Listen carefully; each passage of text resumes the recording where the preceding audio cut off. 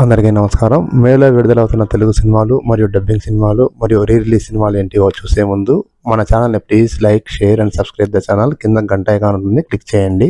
మేలో విడుదలవుతున్న తెలుగు సినిమాల లిస్ట్. కంటిన్యూగా హిట్లు ఇస్తున్న నాని మూవీ హిట్ 3.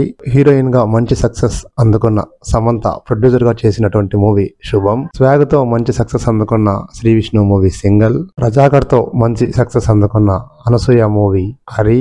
శ్రద్ధా సిన్హా లేడీ ఓరియంటెడ్ గా వస్తున్న మూవీ కలియుగం. తర్వాత టీజర్ తోనే మంచి క్రేజ్ సంపాదించుకున్న విజయ్ దేవరకొండ మూవీ కింగ్డమ్. మరికొన్ని తెలుగు సినిమాలు చివరి మూమెంట్లో యాడ్ అవుతున్నాయి. ప్రతి వారం విడుదలయ్యే సినిమాల లిస్ట్ లో యాడ్ చేయడం జరుగుతుంది.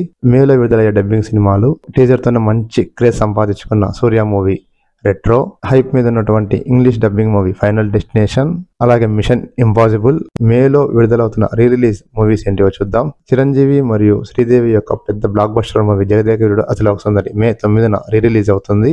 జూనియర్ ఎన్టీఆర్ మూవీ ఆల్రెడీ ఏప్రిల్లో రీ రిలీజ్ అయింది మరియు ఇప్పుడు మేలో కూడా రీ రిలీజ్ చేస్తున్నారు యమదొంగ.